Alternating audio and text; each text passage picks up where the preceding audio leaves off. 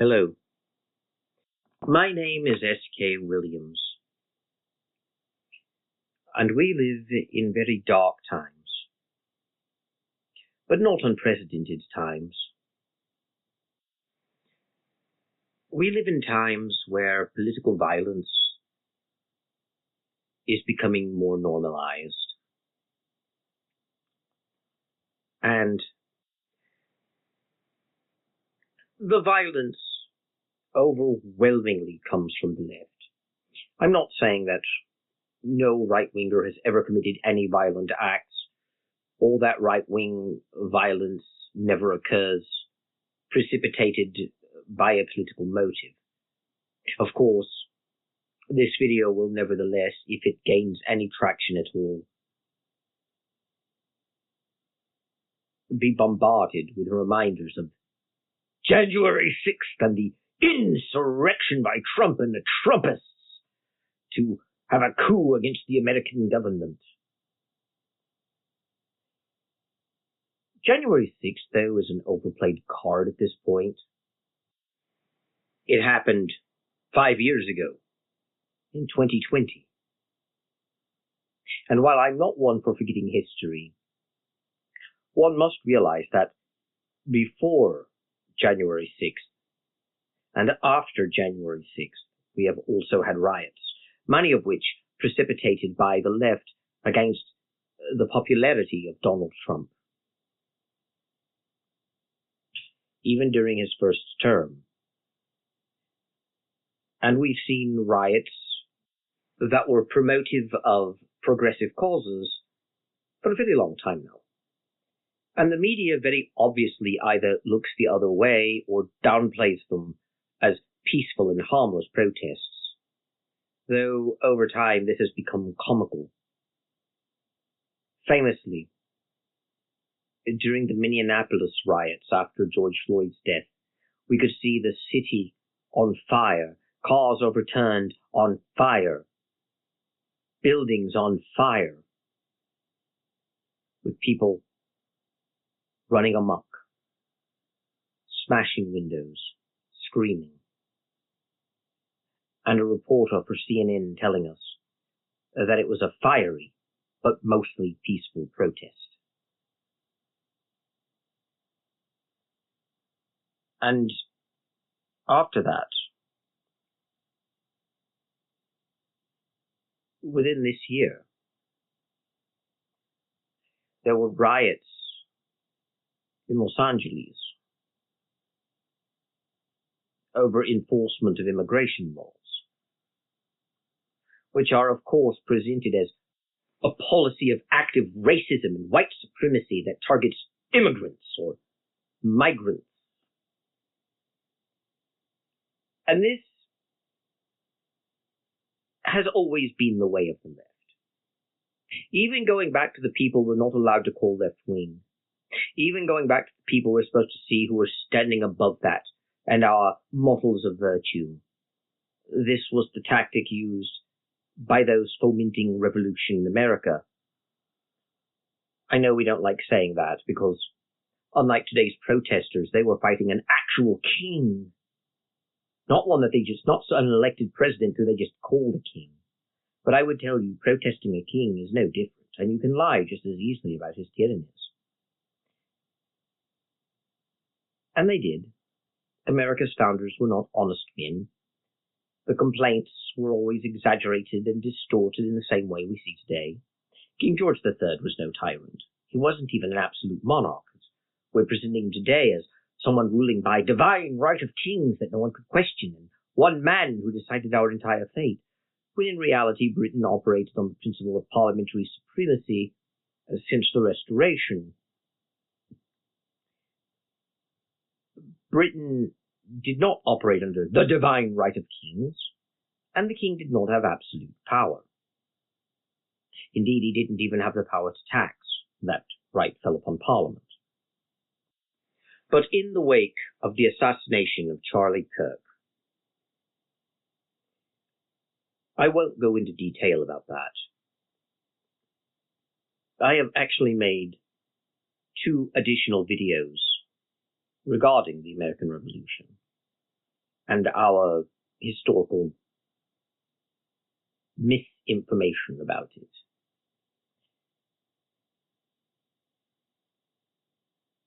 But for now, I would like to note that left-wing violence, as well as manipulative language and distortion of facts and fabrication of motives to generate hatred and to dehumanize those with whom they oppose, has a very long history on the left. Not so much on the right. The only right-wing group that really did this were the fascists, Benito Mussolini and Adolf Hitler and the Nazi Party, and Benito's fascist party. And in reality, they were not far right-wing. We, as a culture, have decided they were far right and that they epitomize what it means to be far right. They define what right-wing politics mean. If you go too far right, you're like Hitler, you're like a Nazi, you are a Nazi.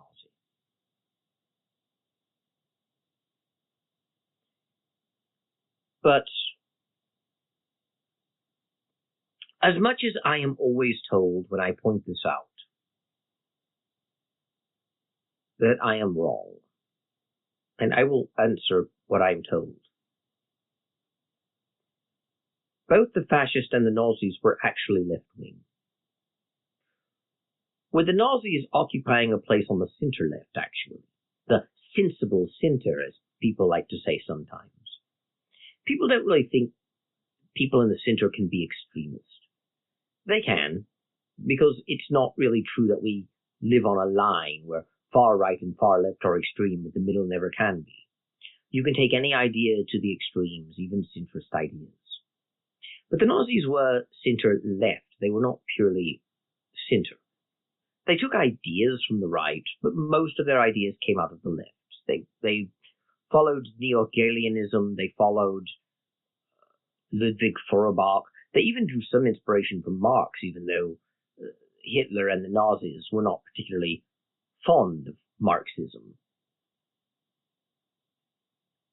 But it wouldn't matter, because even without Marx, you can point to Feuerbach, who Marx got his ideas from, and who was also a large influence on Nazi thinking. And there are other people that led to Nazi thinking, like Ernst Haeckel.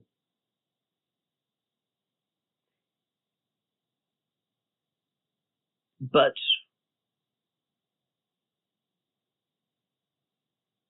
if you actually look at what the Nazi Party stood for and read the 25 points and actually try and understand what they're talking about, you would realize that they were a left-wing platform, especially for the time. Even with that article where they will promote positive Christianity that people point to say that they were white Christian nationalists and this makes them right-wing, it doesn't mean what people today think it does.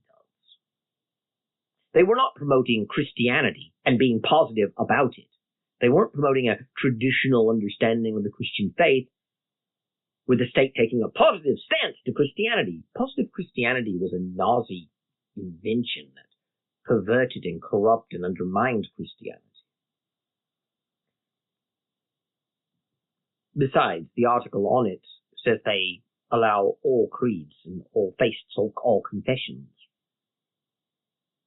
There would be no religious tests.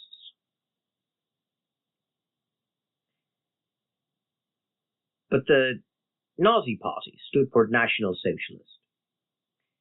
And as much as people respond to me saying that, or anyone saying that really, by saying that they only called themselves socialist to gain popularity, because socialism was popular with the masses, they would have called themselves capitalist or anything else to gain popularity. They weren't actually socialists, though. That's just the name they gave the party. But the National Socialist Party wasn't really socialist. It was just a name used for political ends. The same people, of course, will say that Hitler was definitely a Christian. We have quotes from him saying he was a Christian, and that proves he definitely believed in it. You can't question that. But you can question it when they call themselves socialists, because that was just there to make them popular, and they have their proof quote with that as well. But the reality is the National Socialist Party was socialist. All you have to do is read the 25 points or read anything they did. They were for free healthcare. They were for extensive government control of the means of production. They were for closing the wage gap between the people who own the factories and the workers. They were for giving the workers more say in how the companies were run. And as much as the Nazis closed down the trade unions, something that's used as a proof that they were capitalists and totally not socialists, they replaced the trade unions with direct government agencies that controlled the way companies ran. And companies always had to orient themselves toward the state, which, for some bizarre reason, left-wingers in America, and to some extent Europe, think that the right are statists who believe in the power of the state when they actually want limited government. The Nazis didn't really believe in limited government. Neither did the fascists in Italy. Therein lies the point. A party that was for gun control and for confiscation of privately owned firearms. That was for abortion to get rid of the unfit. That believed in extensive government regulation of business and allowing the common man to have a greater say in how the company was run. That believed in high taxes to finance social programs. That's not what you hear the right promoting. And yet that's what Nazi Germany promoted, and that's what fascist Italy promoted.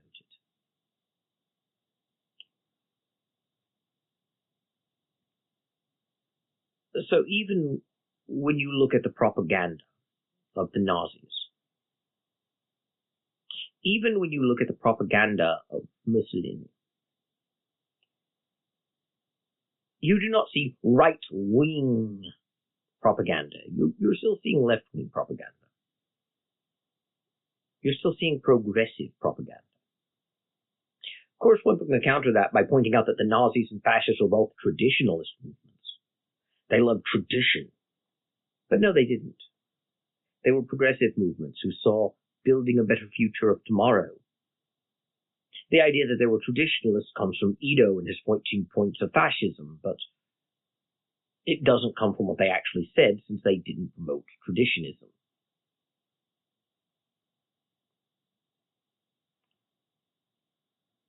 And of course, they got to power largely through threats and intimidation, just like the communists did, just like left-wingers do to this day. There's nothing new in the violence coming out of left-wingers. Nothing new at all. Progressivism is about revolution and overthrowing the existing order to build a new one, destroying what is to build what will be. Some want to do so gradually, others instantaneously. Some wish to preserve some foundations so long as they don't get in the way of progressivism, they're okay with them remaining. Others don't. Some think only some things need to be destroyed, others think it all needs to go. But they're all very destructive. And they all fixate on destruction. And they all fixate on violence. And this is an innate aspect of left-wing thinking. Because at the end of the day, the left began in the Enlightenment, an era that, contrary to how Steven Pinker presents it, was not an era when we became less violent and more peaceful through reason and enlightenment, but rather was an era that named itself the Enlightenment, because the principles they had decided upon, they saw as higher than what came before, as self-evident truth that we may not question.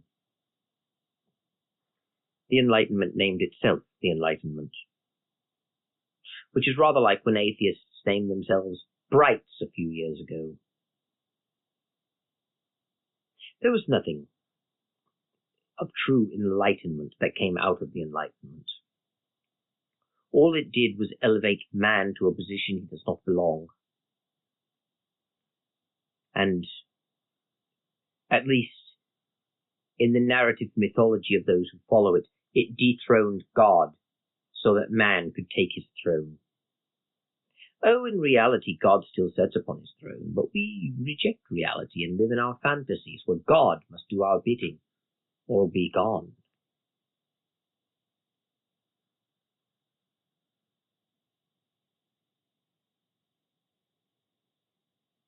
And after we have elevated ourselves to the throne of God, we say that that throne is not a throne for a man or a king, it is a throne for the people, that we the people shall reign.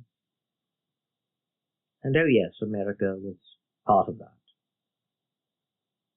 No more kings, no more authority. And that is the real driving point behind the left. That there shall be no authority over me. That we are not a kingdom, a family under a father where we are his children. We are all brothers and we are all equal. And of course we know that the law of nature will not allow true equality. What we end up with is the tyranny of the mob, where we either lionize majority rule or lionize the rule of those who puppet master society. But we tell ourselves it's democracy, it's freedom. We all have our say unless we gain freedom. We gain no freedom. We gain isolation. We gain social exclusion. We have an atomized society where we all have the loneliness of sitting on the throne of a king, but none of the power or position that mitigates against it. Because individually, none of us have power to rule a society. We must only rule society through a collective will of voters. And yet we sit lonely on the throne all the same. Democracy was intended to bring us together in unity, but it never does. It only creates a division. And progressives use that. For progressivism is driven by envy. It is driven by a desire that there shall be no authority over me telling me what to do, and that all things that bring me pleasure should be immediately offered me. It is about catering to the lusts of the flesh and demonizing any form of moral restraint against it. This is the real reason why they support homosexuality and abortion. These things both prevent children from coming into the world to interfere with all their adult pleasures. But they are also based upon nothing but sheer physical pleasure. With homosexuality, you may engage in sexual activities with some member of your own sex. There's no threat of pregnancy. It is sheer desire. It is sheer pleasure. And if you want a child, you can purchase one, like a consumer product. But it is based upon what you want. And the rule of each individual is I want. I desire. I command.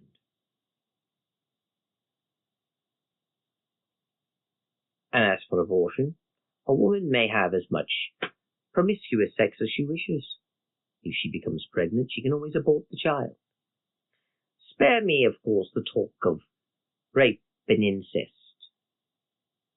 Those are cudgels.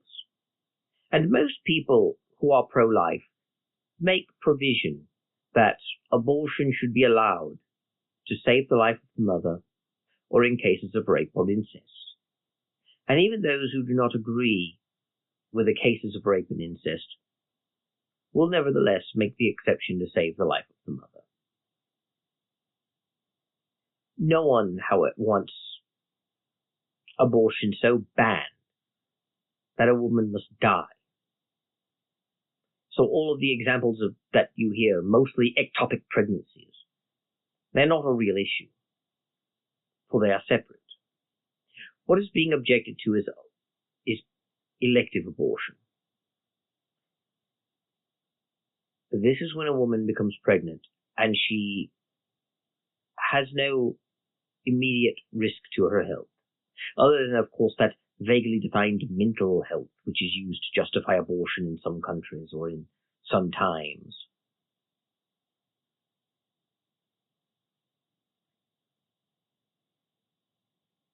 And we're not talking about a woman who has been raped or has participated in incest, voluntarily or involuntarily, which would also be rape, but still classified as a little different due to its nature. We're talking about a woman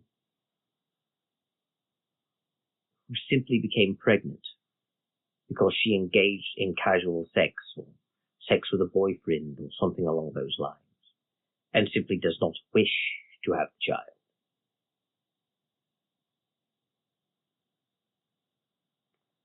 In order to justify abortion in those circumstances, you must accept that the child is not a child.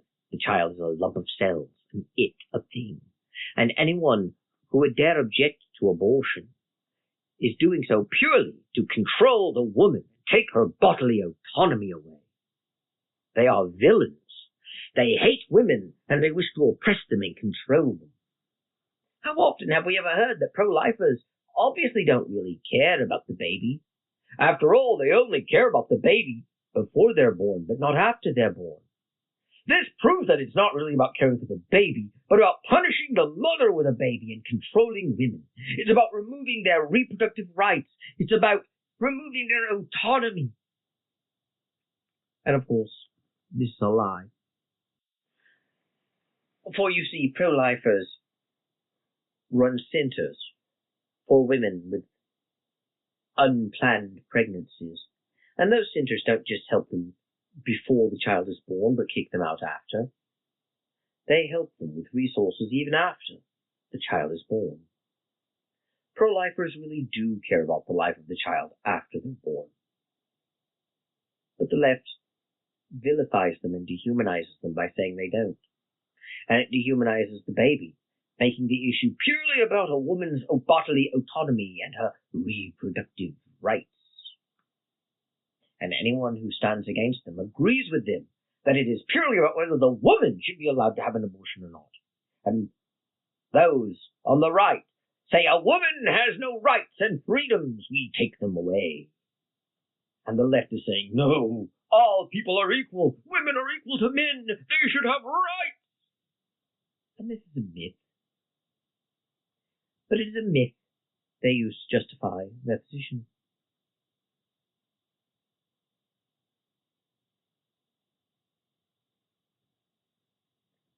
Look at the immigration issue. They continually call them migrants, dreamers. We hardly ever hear the word immigrant anymore, but even when we do, we are told that the Bible says that we should care for the immigrant. And the right-wingers are hypocrites because they're all Christians who are Bible-thumping, but they don't really obey the Bible. The Bible says be good to immigrants. And they never really address the point. They instead prefer to say right-wingers are racist, just like Hitler, just like the Nazis, those far right-wing Nazis. They are racist, and the reason they hate it is because they hate immigrants. The issue, of course, is not immigration. The issue is illegal immigration. But they don't put the word illegal in it at all. They instead sum up the right as racist and hating immigrants, who are always imagined as non-white, whereas right-wingers are always white. After all, the Nazis typify what a right-winger is. And look, they were white supremacists. If you're a right-winger, you're a white male. Or if you're a white woman who's a right-winger, it's because you've been cowed by your family. Your father who thought he owned you until you married and became property of your husband, just like the Bible says. For you see, the Bible is evil when they need it to be evil, and good when they need it to be good. That is the nature of the left. It is mercurial. They will say the Bible opposes what the right says in one breath. Then they'll say that what the right does is in line with the Bible, but the Bible and the right are evil in the next. Claiming that evils of the right goes back to the fact that they are religious and not secular. Secular people using reason and science understand the need for equality, whereas the religious people on the right, why, they read the Bible, and the Bible is a book of barbaric laws, and if you truly obeyed them, you would be a criminal now. And they dehumanize them, they vilify them, they demonize them. Calling people racist and sexist, saying they want to strip women of their rights, all justifies the hatred. And the fact that we must not let the Nazis take over. They want to create a real-life Handmaid's Tale. They look at Iran and Saudi Arabia as mortals. They want America to be turned into a theocracy like Iran and Saudi Arabia, only under Christian Sharia law. They are the Christian Taliban. These words are used to demonize. The word fundamentalist is used to demonize because we have a negative association with the term now, seeing a fundamentalist as a religious person who is extreme in their religious views and willing to commit violence against them and is intolerant of others. Well, the religious people in America who support conservative causes are Christian conservatives. They're fundamentalists. They're scary. They're also fascists, which we also know we must fear. Is it any wonder that the left comes to violence? We live in a world where they constantly say over and over and over again that America today is like Germany in the 1930s. How many repeat that story of how I could never understand how the Nazis came to power in Germany and how people could vote for them and support them until now? I look around America and I see the same situations as was happening in the 1930s in Germany. And a rise of fascism and a new Hitler. Donald Trump, the fascist. They constantly say America is like Germany in the 1930s. And they'll always add that personal touch of, I always wondered how the Nazis could rise. Now I know because I see. It's simply something they're repeating, of course, from other progressives. It's made into a personal observation. And now even the personal observation aspect is scripted. But they really don't know the history of Germany in the 1930s, and they don't know the conditions that was in. They're simply saying that America was like Germany in the 1930s. And it wasn't. The American condition today is very different than Germany in the 1930s, and we're not seeing the rise of fascism, at least not in the terms of Trump. We might be seeing the rise of fascist movement and the rise of the left, but they always call themselves anti-fascist. So they are carrying communist flags.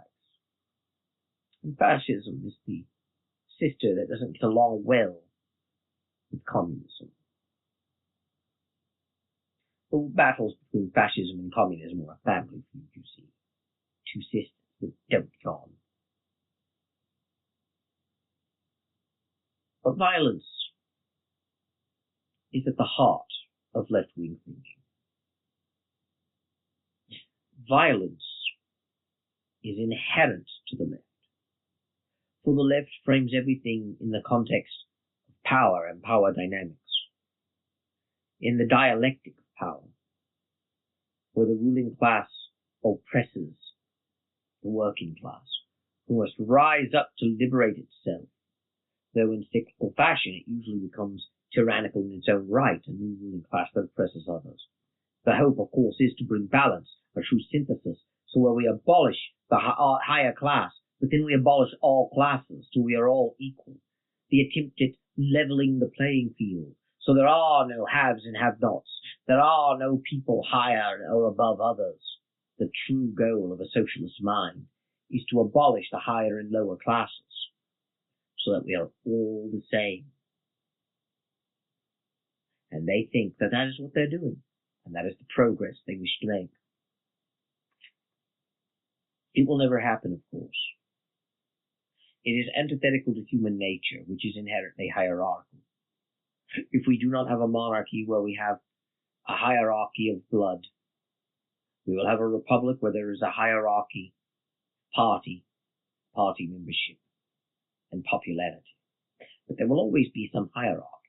Even in the left, when they try and abolish it, it nevertheless emerges. And those who control left-wing thinking now, those who truly fund it, people like George Soros, people like Bill Gates, people like Klaus Schwab,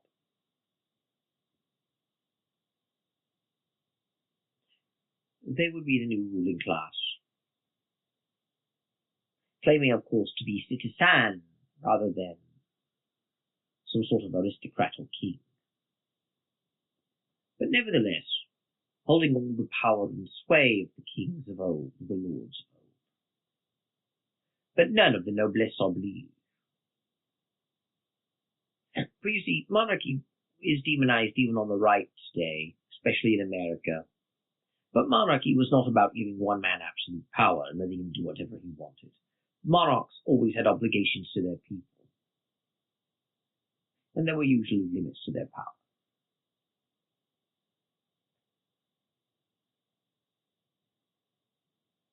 But the society that progressives want to give might put some limits on the power of the billionaires that would remain. Practical limits. But for the most part, they would be able to puppet master our society howsoever they would wish.